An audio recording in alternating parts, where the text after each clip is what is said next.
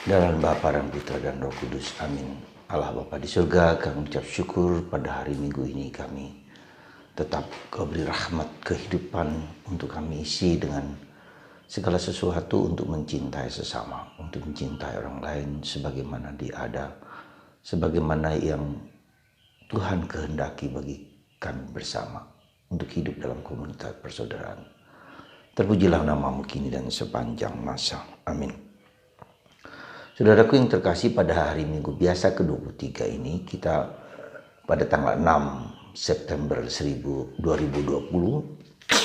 kita menyadari betapa pentingnya komunitas itu. Betapa pentingnya kelompok kita tinggal, di mana kita tinggal, bukan hanya kelompok tapi komunitas.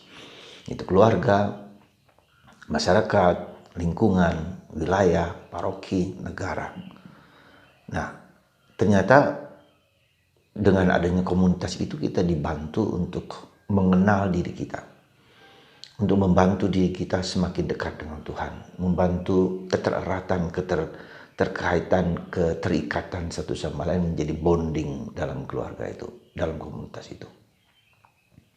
Karena disitulah kita diselamatkan, bukan diri kita sendiri, tetapi kita diselamatkan dengan bersama-sama, dan kita dibantu juga, didorong untuk juga bisa menyelamatkan orang lain, ya, bisa mensejahterakan orang lain, menyelamatkan jiwa-jiwa, ya. Yang kita lihat nanti dalam bacaan hari ini yang berbicara tentang bahwa kita dipanggil untuk menyelamatkan manusia, menyelamatkan jiwa-jiwa, ya. Nah, dalam bacaan Injil kita melihat bahwa betapa pentingnya komunitas itu ketika Yesus mengatakan 2 orang 3 orang berkumpul atas namaku, maka aku hadir di tengah-tengah mereka. Sekali lagi, 2 atau 3 orang berkumpul atas namaku, aku hadir di tengah-tengah mereka.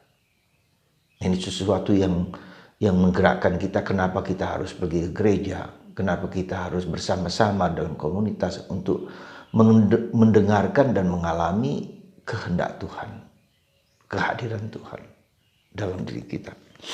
Nah, saudaraku yang terkasih dalam Kristus, demikian juga bahwa kita dipanggil untuk apa yang kita ikat di dunia akan terikat di surga, apa yang kita lepaskan di dunia akan dilepaskan di surga. Jadi niat-niat baik di dunia ini yang kita lakukan, bahkan mungkin tidak hanya baik, yang jahat pun juga akan melakukan yang sama.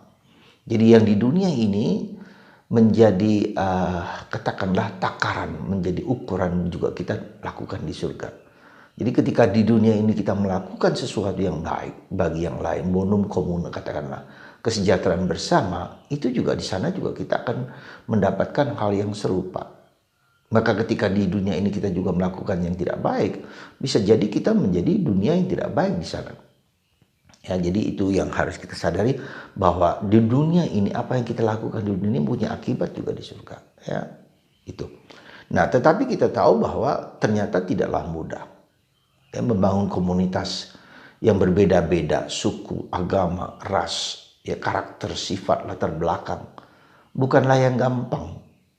Kita tahu dalam komunitas kita masing-masing ada orang Tionghoa, ada orang Jawa, ada orang Flores, ada orang Batak, ada orang macam-macam. Indah sekali perbedaan-perbedaan itu, luar biasa, saling memperkaya, saling memperkuat. Tetapi pada saat yang sama bisa menjadi bumerang, bisa menjadi konflik, bisa menjadi kemarahan. Perbedaan itu tidak lagi dianggap sebagai suatu keindahan, menjadi sumber akar dari cinta yang besar, tetapi juga bisa menjadi suatu kehidupan yang dalam tanda petik yang lebih kasar, menjadi neraka, orang menjadi benci satu sama lain. Ya. Nah, itulah yang menjadi justru tantangan kita. Sekali lagi, itu justru tantangan kita, bahwa disitulah kita lihat bahwa kita menjadi bertanggung jawab, menjadi penjaga. Dalam bacaan pertama kita lihat dari kitab Nabi Yesaya, kita menjaga, dalam kitab Yeskiel, kita menjaga saudara kita untuk tidak jatuh dalam dosa, supaya kita bisa menyelamatkan jiwanya. Nah, dalam bahasa yang lebih positif dari surat Paulus kepada umat di Roma, yaitu kita mencintai, ya, mencintai sesama kita, bukan seperti yang ku kehendaki, bukan seperti yang ku inginkan, tetapi mencintai berdasarkan apa yang Tuhan kehendaki bagi orang tersebut. Nah, salah satu unsur penting di dalam hidup komunitas yang kita sebut dengan fraterna correctio, ya, menegur persaudaraan, ya, mengingatkan, ya, memberikan saran, memberikan nasihat, memberikan bantuan kepada yang lain supaya jangan masuk di dalam jurang dosa, jurang malapetaka, jurang kehidupan yang tidak mudah, ya, supaya jiwanya diselamatkan. Jadi tugas kita salah satunya, misi kita terutama adalah menyelamatkan jiwa-jiwa, ya. Jadi ada dua sisi penting di sana, adalah kasih itu pertama-tama bukan hanya bahwa kita menerima orang lain apa adanya. Itu benar dan harus demikian. Harus menjadi fondamen kita adalah kasih itu adalah mencintai, menerima orang lain apa adanya, seperti mereka apa adanya, dengan segala kekurangan, dengan segala keterbatasan, dengan segala kerapuhan. Tetapi juga kasih itu berarti juga mengingatkan, ya, mengingatkan akan sesuatu yang mungkin tidak pantas dan tidak layak untuk diingatkan, yang tidak layak untuk dijalankan.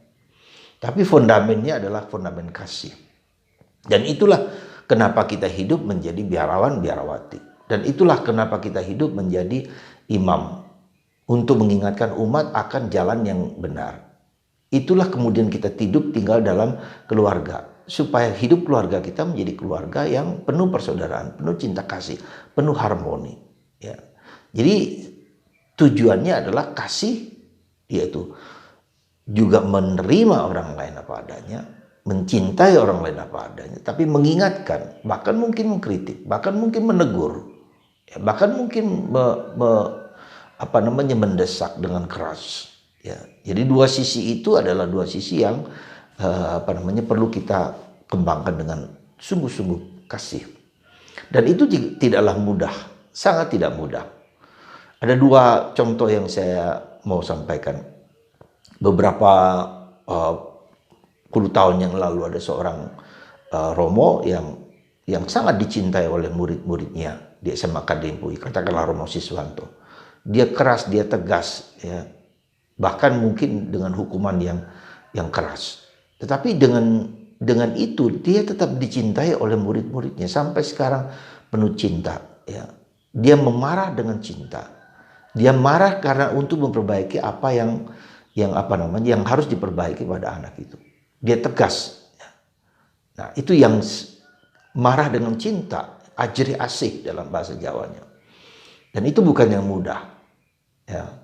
Untuk menegur, mengingatkan, mendorong dan sungguh-sungguh bahwa jalan itu tidak baik dan harus dijalankan dengan baik dan penuh disiplin, ya.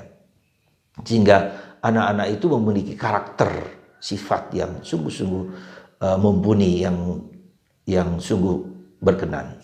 Itu yang pertama. Yang kedua, memberikan satu contoh kecil, Santa Teresa dari kanak-kanak Yesus ketika dia masih muda. Dia berdoa untuk seorang pendosa yang mau dihukum mati, yaitu Pranzini, ya, yang dihukum gantung dan tidak mau bertobat.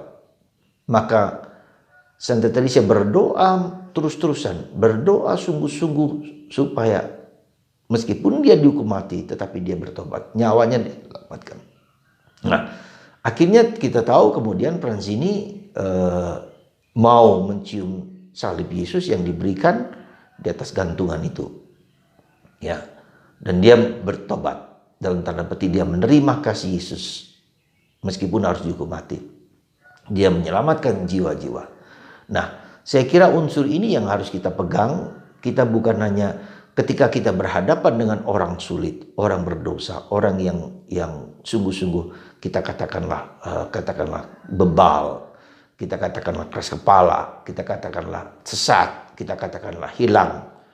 Justru di saat seperti itulah kita berjuang sungguh-sungguh, mohon supaya Tuhan sendiri mengintervensi, melakukan perbuatan-perbuatan yang pertobatan bagi orang tersebut.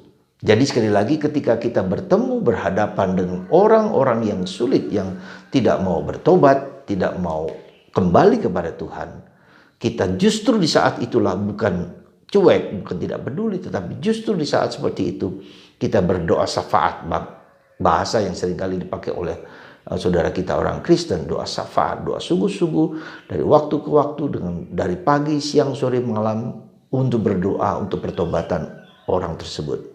Kita ingat Santa Monica 30 tahun mencucurkan air mata, mencucurkan keringat, berdoa untuk pertobatan suaminya dan anaknya Agustinus. 30 tahun, bukan gampang. Ya. Nah, disitulah sebetulnya ada satu aspek penting di dalam doa syafaat seperti itu. Doa yang sungguh-sungguh, seperti doa yang keluar dari kedalaman, adalah bukan hanya untuk orang tersebut, tetapi sebetulnya kita juga berdoa supaya kita sendiri yang juga harus bertobat. Jadi pertobatan itu bukan hanya untuk orang lain, tetapi untuk kita. Pertobatan kita artinya bahwa kita tidak memaksakan pikiran, pandangan, sikap kita kepada orang tersebut. Ya. Kita belajar menerima dia apa adanya dan mengizinkan Tuhan mengubah orang tersebut dengan caranya sendiri. Ya. Jadi di sini kita berarti pertobatan itu berarti bahwa pertobatan orang itu berarti bahwa mereka menerima Tuhan dengan cara Tuhan, dengan cara dia untuk taat kepada Tuhan. Jadi itulah saudaraku terkasih, jadi unsur penting ketika kita berhadapan dengan orang yang sulit, orang yang hilang, yaitu kita mempersembahkan kepada Tuhan apa yang menjadi kehendak Tuhan, cara Tuhan, pada waktunya, pada saatnya Tuhan sendiri akan mengambil intervensi. Kita ingat juga akan salah satu teman Yesus, teman yang disalibkan bersama Yesus, penjahat yang disalibkan bersama Yesus, yang sebelah kanan. Pada saat-saat last minute, dia mengatakan, Tuhan, bila engkau di surga nanti, ingatlah akan daku. Dan Yesus mengatakan, sekarang juga engkau bersama aku di Firdaus. Jadi dengan kata lain, kita tidak bisa menyelamatkan orang lain. Tuhan yang menyelamatkan orang lain. Tuhan yang menyelamatkan manusia. Nah, maka kita tidak boleh memaksakan pikiran kehendak kita kepada orang sebesar apapun, seberat apapun. Izinkan Tuhan bekerja dengan caranya sendiri. Salah satu cara yang menurut saya yang perlu kita lakukan adalah mempersembahkan orang tersebut dan meletakkan orang tersebut di dalam hati Yesus, di dalam hati Bunda Maria. Setiap kali kita berdoa, kita ingat bahwa orang tersebut kita letakkan di hati Yesus dan di hati Bunda Maria. Mengizinkan Bunda Maria ketika kita melihat gambar hati kudus Yesus, ketika kita melihat gambar hati Bunda Maria, kita letakkan mereka di hati Yesus dan hati Bunda Maria. Biarkan Tuhan bekerja sesuai yang Ia kehendaki. Semoga Tuhan memberkati kita semua, dan bagi Anda semua, mari kita diberi tanggung jawab dalam tanda petik menyelamatkan nyawa orang lain. Tanggung jawab saya, tanggung jawab Anda, dan ketika kita berhadapan dengan orang yang sulit, disitulah justru kita dipaksa dalam tanda petik juga didorong untuk bertekun mendoakan orang tersebut. Tetapi juga terlebih dengan mendoakan orang lain, aku pun diselamatkan. Aku pun dibentuk oleh Tuhan. Semoga Tuhan memberkati Anda, dan bagi Anda yang sakit diberkati oleh kasih karunia yang melimpah dalam nama Bapa dan Putra dan Roh Kudus. Amin.